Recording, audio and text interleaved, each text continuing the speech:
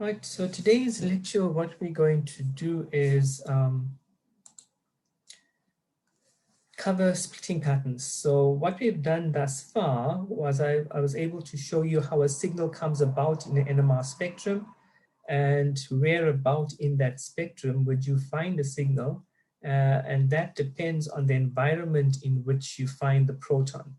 Right, so the proton is bonded to a carbon in many cases. Sometimes it's bonded to oxygen or nitrogen or sulfur, etc. But in most cases, it's bonded to a carbon. And if we look at that environment where the proton is bonded to, and we look outward of that proton to the carbon and then the surrounding atoms, we're able to position that proton somewhere in the NMR spectrum between 0 and about 12 or 13. That's where we find most of those protons appearing. And that scale that I'm talking about is the ppm scale on your NMR spectrum. So we've covered all of that. We've also covered equivalence. So I've shown you that sometimes protons are equivalent to each other, just like the CH3 protons, all the protons in the CH3 group are equivalent. The same with the CH2 group, those both protons are equivalent. And sometimes if you get a molecule where you have symmetry in the molecule, we also have equivalence there as well. And those protons will not appear differently in the NMR spectra. They will appear the same. Today's lecture, the first lecture of today's series, because we're having two lectures today. So the first lecture, I'll be covering splitting patterns, showing you exactly what happens when we have other protons in the vicinity of the proton that we are looking at. And that's 3 bonds away, but I'll show you that in a second. Right, so I'm just going to share my screen with you. And if you have a look at this particular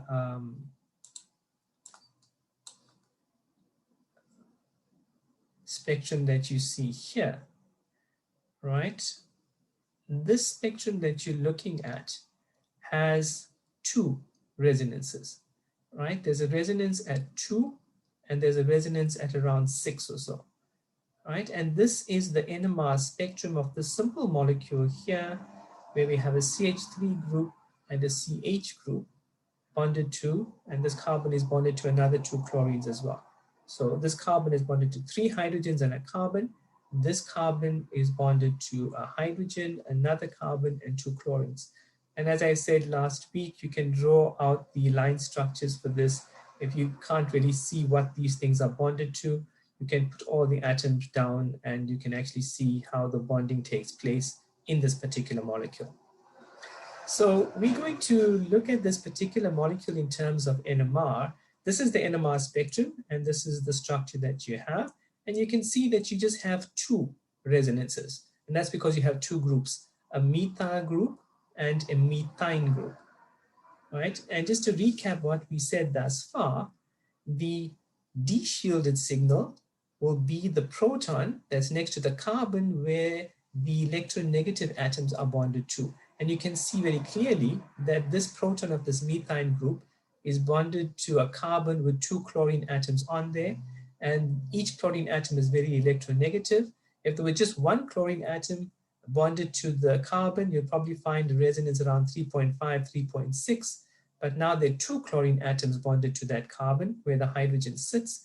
And that's why you find the resonance very de-shielded now around 6. Right, so you're expecting a signal here for this proton that you're finding on the CH group, and you're expecting a resonance here because the CH3 is still shielded, right? It's bonded to a carbon and 3 hydrogens, right? It's not as shielded as it should be, around 1 or so, and that's because it's bonded to a carbon which also has 2 chlorine atoms on it, right? So there's a slight shielding effect. But notice that the shielding effect, where the electronegative atoms are further away, is not as strong as the shielding effects when the electronegative atom is 2 bonds away, right? So if you're looking at this proton, this particular proton on the methyl group, and you can look at your bonds again, you'll see that this chlorine atom is actually 3 bonds away from this proton. But in this case, with the methine group, the chlorine atom is 2 bonds away. So you can see how much it de-shields the resonance in this particular case. So that's just a quick recap of what we did so far. What we're going to try and explain in today's lecture is this, what we call multiplicity. Now, multiplicity is just the number of signals or the number of resonances in a particular peak, right? So if I'm looking at this particular resonance here, you'll notice that there are 2 lines, right? And I know there are 2 lines because you can't see very clearly here, so they've expanded it for you here. They've taken this part out and they've made this part big, so you can see that this is clearly a doublet, right? There's 2 lines here. And in today's lecture, we're going to see how those 2 lines come about. If you look at the peak around 6, what you'll find is that there are 4 lines here. We've taken this part out and expanded it because you can't see it so clearly here. So this is the expansion, and you can see there's 1, 2, 3, 4 lines in this particular peak that you find here. All right, so we've expanded this part and expanded this part, and in today's lecture, we're going to find out how is it that this methyl group, which appears here, appears as a doublet, and how this methine group, where the CH group, appears as a quartet. Right? And as I said, you call that the multiplicity. So multiplicity means the number of lines. For 2 lines, it's a doublet. For 4 lines, it's a quartet. For 3 lines, it'll be a triplet, etc., etc. Right? 5 lines, the quintet, and so forth. Now we call this pair of groupings here, the CH3 group and the CH group. We call them coupled protons. So coupled protons are generally taking any 2 adjacent carbons. So that's a carbon bonded to another carbon, like you see here.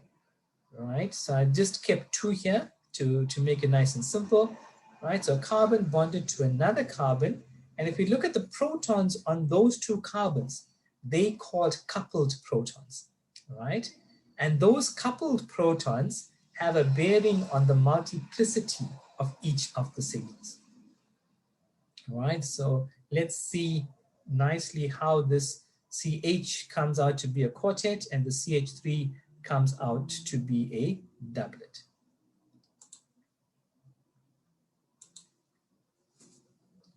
All right, so there's my particular molecule that I have, a CH3CHCl2. You've seen the spectrum. I've showed you the spectrum consists of a doublet and a quartet. And when we looked at the signal where the CH3 was, we found a doublet. Now, this doublet arises because the signal of the CH3, and there's the signal of the CH3 that you see here. This signal is affected by this proton atom on the adjacent carbon. All right, so very importantly, the signal of the CH3 group is affected by the proton on the adjacent carbon. It's not affected by protons on the same carbon.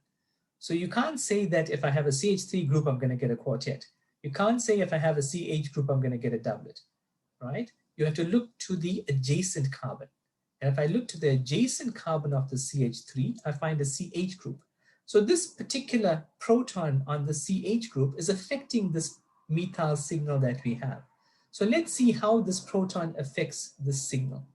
Now remember, in my first lecture, I told you these protons were very, very small magnets, micromagnets, right? And they have their own magnetic field, a very small magnetic field, but nevertheless their own magnetic field.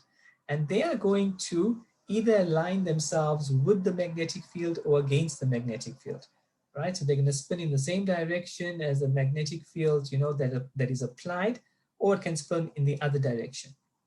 If it spins in the same direction, so if the magnetic field of this neighboring proton is in the same direction as the applied magnetic field, right, then it's going to add slightly to that signal, right? It's going to experience, so this signal is going to experience a slightly greater magnetic field because you have to add this tiny bit here, right? So this tiny bit here, we've got to add to that. And that's why we don't see the signal here anymore, we see it slightly, and I say very slightly because in the NMR spectrum, you know, this is a matter of hertz. This coupling constant in this freely rotating ethyl group where we have this methyl group and a methine group, this coupling constant is about 7 hertz, right? So very small coupling constant, but nevertheless, it's there and adds slightly to that. So you can find out now what happens if the proton spins in the other direction. It's going to take a little bit of magnetic field out of this applied magnetic field here. So it's going to subtract a little bit from the applied magnetic field because it's in the opposite direction. So I'm not going to see a signal here anymore. I'll see a signal that's slightly lower than what I should be seeing. And that's because when this proton spins in the other direction or opposes the magnetic field, it subtracts slightly from that magnetic field. And that's why you see another line here, slightly less than what it should be. Right, so if I have a proton which is on a carbon adjacent to the methyl group, right, in one orientation, I'm going to add slightly to the magnetic field, and that's when that proton is in the same direction as the applied magnetic field, right?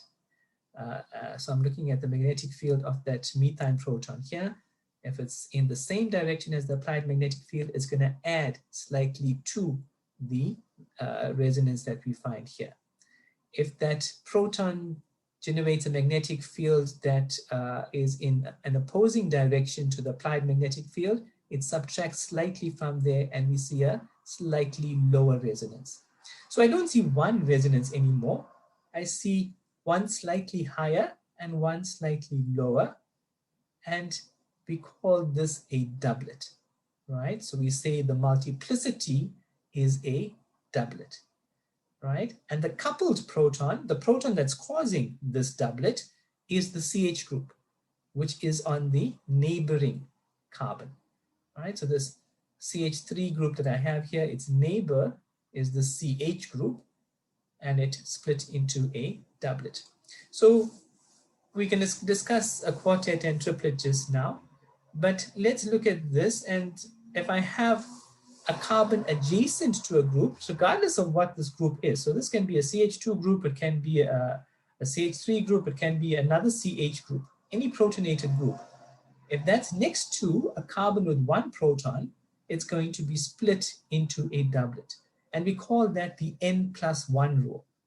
And N is the number of protons on that adjacent carbon.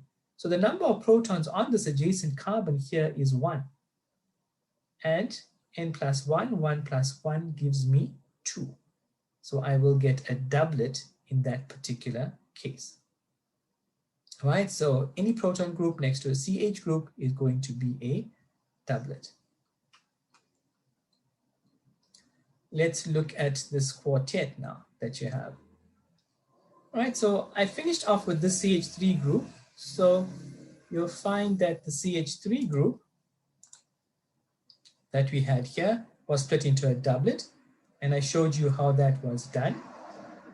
So let's see how the CH3 group here has an impact on the CH group, right? So we're going to look at the signal of the CH group and see what happens. And if I look at the CH group, and there's my CH group, see that this is now split into a quartet, 4 lines, 1, 2, 3, 4 lines. And in this particular 4 lines arises from the neighbors on this particular group. So this CH group is next to a CH3 group.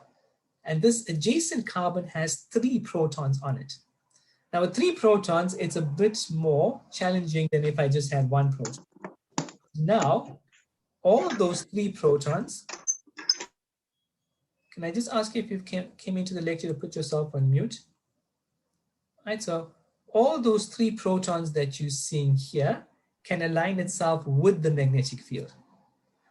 All right, so assuming the magnetic field is from south to north, right, all those protons can align with the magnetic field, or all the protons can be spinning in the opposite direction, aligning against the magnetic field, right?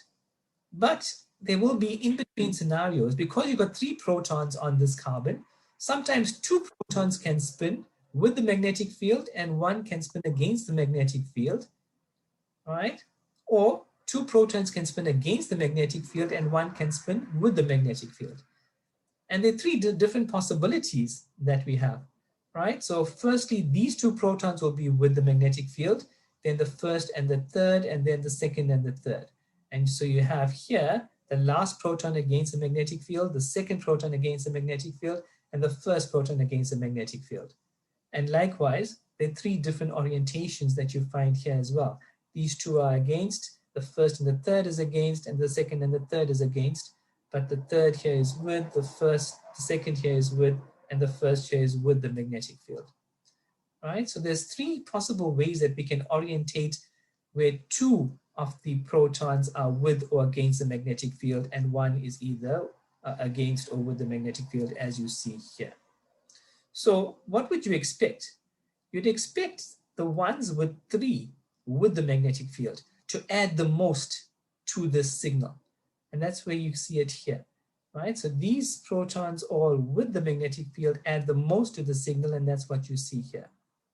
In this case, you'll still see an increase because 2 is with and 1 is against, right? And you still see the increase here. Can you see there's a signal here? I've seen an increase. That's because 2 are with and 1 is against.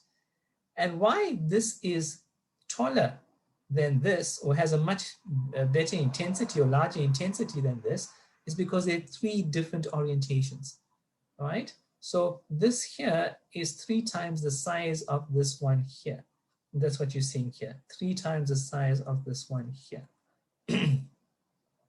With this, you find that 2 are against and 1 is with. So if 2 are against the magnetic field, it'll subtract slightly from that magnetic field, right? And that's what you're seeing here. And here we're all lined against the magnetic field. You can see it subtracts greatly from this resonance. And that's why you're seeing this as the most shielded resonance in this group of 4, right? So what we end up with is 4 lines, and that satisfies our n+1 rule. Because if I look at the n+1 rule, if I look to the neighboring carbon, I have 3 hydrogens. So my n is equal to 3. I add 1, n+1, I get 4, and I see 4 peaks, right? And the intensity of the 4 peaks is 1:3:3:1. And it's 1:3:3:1 because there are 3 different ways that we can make this particular arrangement and 3 different ways in which we can make that particular arrangement. And that's why you find the CH group being a quartet in your spectrum that you see here.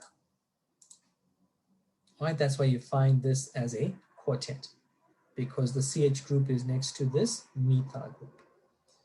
Right? So that's how you end up with a quartet, and that's how you end up with a doublet. Right? So we're going to now look at a triplet. Right? So let's try and look at a triplet and see if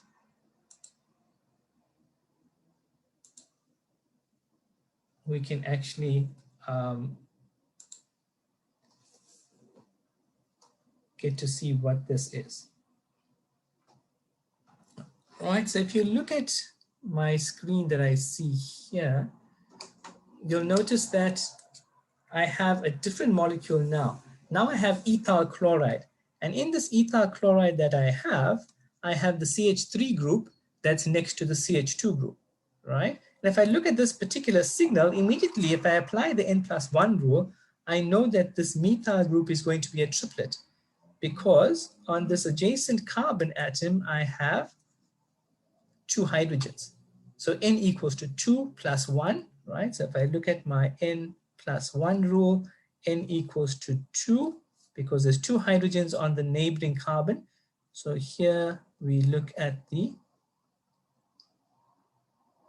neighboring carbon, and we add 1 to that, right? That's the n+1 rule. And we get a triplet with 3 lines, right? So this is a triplet. And let's see how these 3 lines come about. So let's look at the 2 protons. If I take those 2 protons, as I said, I can align the 2 protons with the magnetic field, right? Assuming that the magnetic field is in that direction. And I can align both the protons against the magnetic field, right? So 2 protons with the magnetic field, 2 protons against the magnetic field. And then there's an in-between arrangement as well. 1 proton can be aligned with the magnetic field and 1 proton can be aligned against the magnetic field. Right, but there's 2 possibilities here. If this one is aligned with the magnetic field in this case, there's another scenario where it can be aligned against the magnetic field, and this can be aligned with the magnetic field. So can you see here there's 2 different arrangements. If I look at the intensities, it's 1:2:1. All right, so that's the intensity. Now let's see how it's going to split this particular signal. This one that's going to add to the magnetic field, right? Something's going to add to the magnetic field. And then something's going to subtract from the magnetic field.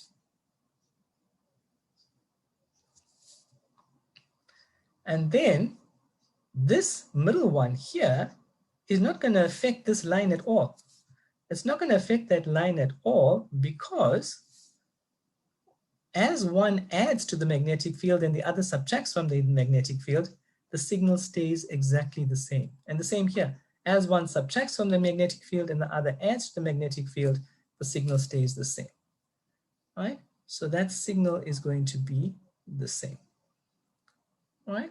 And what you end up with is a triplet where you have 3 lines, 1, 2, 3, and the intensity is 1:2:1. Right, so this is how a triplet arises. It's just like what I discussed with you for a doublet and a quartet. So what we basically find is that if I have some proton group next to a, all right, next to a CH, all right, so I'm looking at that particular group. This grouping here is going to be a doublet with 2 lines.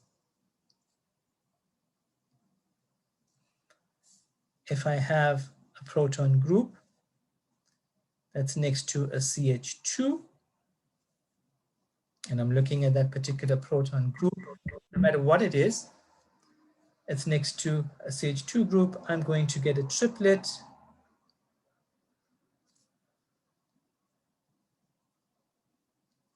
That's because of the n+1 rule, 2 + 1 is 3. And if I have another proton group next to a CH3 group, that's going to give me a quartet.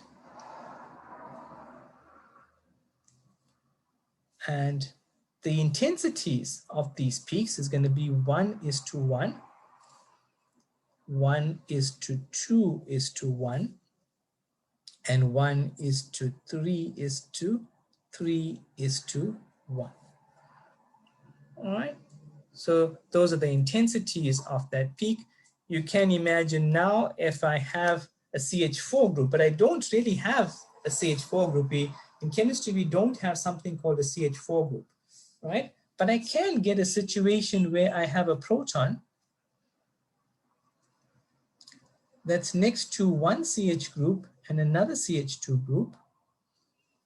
All right, if I look at that particular proton, and maybe what it's bonded to is exactly the same group on either side, which will make this, let's say I have a CH2 group here, which will make this central protons, right,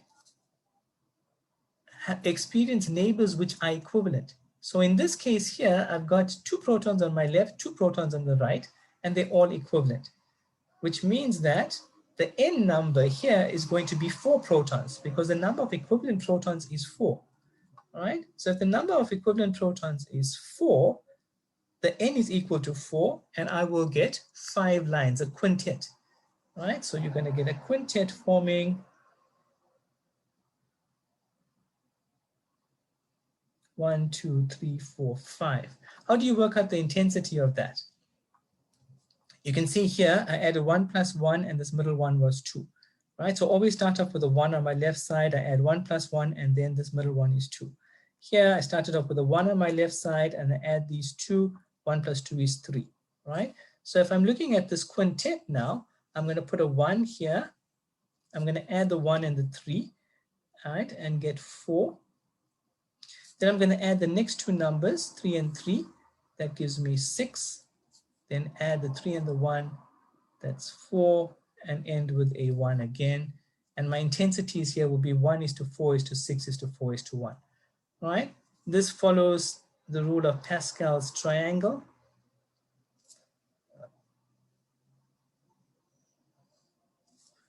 All right? And generally, what we can do is I can go on the next layer of this and get 1 is to 5 is to 10 is to 10 is to 5 is to 1, right? Using Pascal's triangle, right? You just add the numbers in between to get the next one, right? So if I had a sestet, that's 6 lines, all right? If I had a sestet, 6 lines, I will get 6 lines with, right? So 6 lines with the intensity of 1 is to 5 is to 10 is to 1 is to 5 is to 10 is to 10 is to 5 is to 1. 1, 2, 3, 4, 5, 6 lines with that intensity. Right, so basically that's what happens when you have a proton that is adjacent to a proton that gives rise to the signal. Right, so let's go back now and do a recap of that particular problem that we had.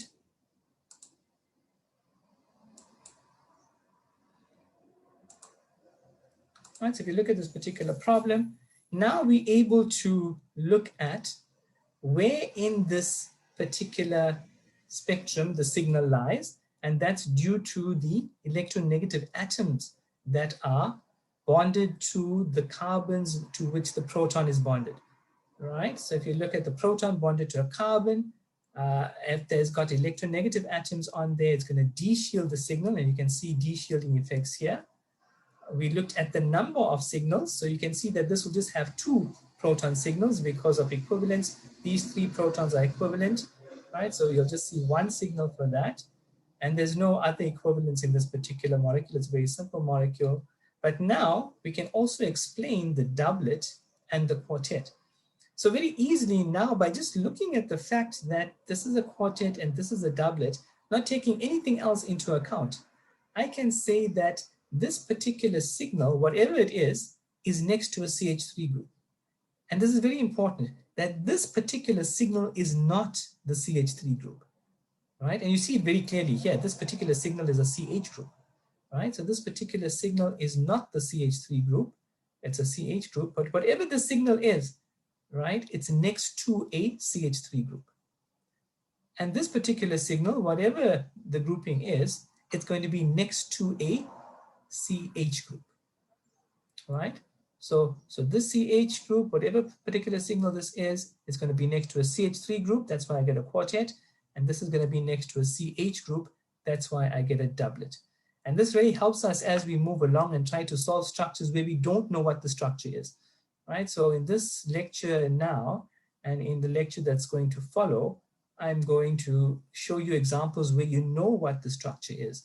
But in the following lecture on Wednesday, you'll probably get, and maybe we might get to it at the end of today, you'll look at spectra where you don't know what the structure is.